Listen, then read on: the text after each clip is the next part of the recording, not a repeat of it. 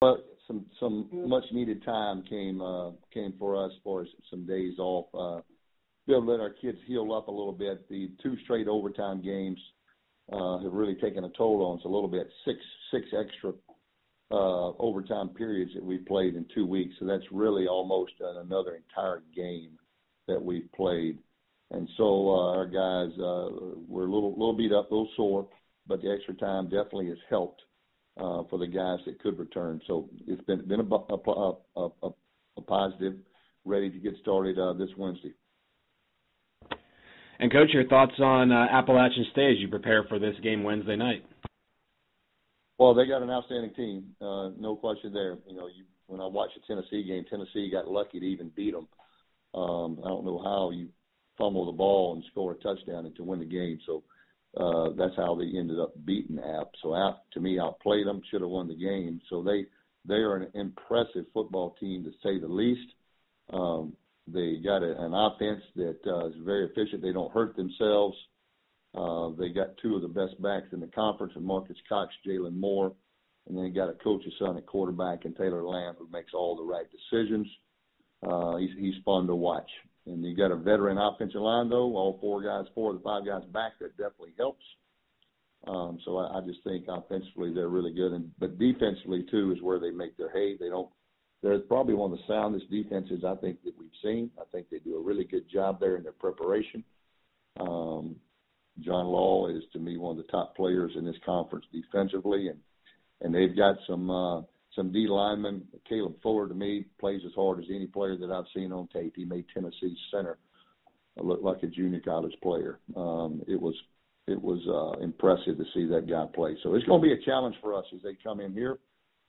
Should be a great environment. Should be a great night, good exposure for our program, and we've had a good week of practice, and we're looking forward to playing.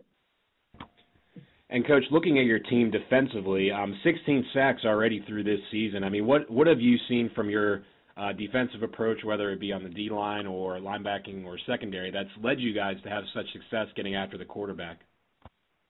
Well, one is we've got some guys that I think are playing hard also. We've got some defensive linemen that are doing a nice job, that have good motors. I think some of the things we're doing defensively has helped us get more pressure on the quarterback than what we did last year. I think this time last year we were dead last in sacks, and now we're first. So we're doing some things much better than what we've done in the past. I love the direction this team is going right now. We're not quite where we want to be record-wise. We're 2 plays away from being 4-1 right now. So our kids have a lot of confidence.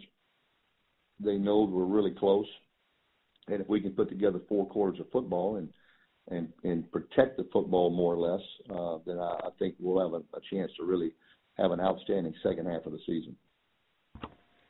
Coach, looking back at your last game against New Mexico State, with Darius Hoggins getting a career-high 81 rushing yards in that game, I mean, is that encouraging to have him in the backfield even when Elijah McGuire is back to add depth to your team?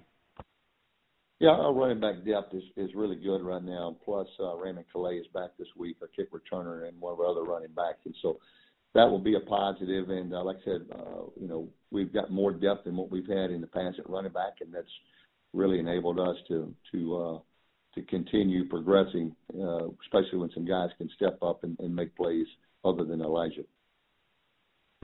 And Coach, one final question. This Wednesday night provides a national showcase for the Raging Cajuns as well. What do you see about the value of having that ESPN2 broadcast from Cajun Field? Well, I think any time that you get some national exposure, I'm all for it. I think the Tuesday, Wednesday night games really outweigh the Thursday night games. Thursday night used to be the night, but now since Thursday night you're competing with the NFL, you're competing with other games across the country. It's more of the normal and not the exception. And so Tuesday and Wednesday you're the only game on in the universe. And so I think it's more of a national exposure. You're on in every bar, restaurant in the country. And so it'll be some good exposure for our university, for Lafayette, and for our football team.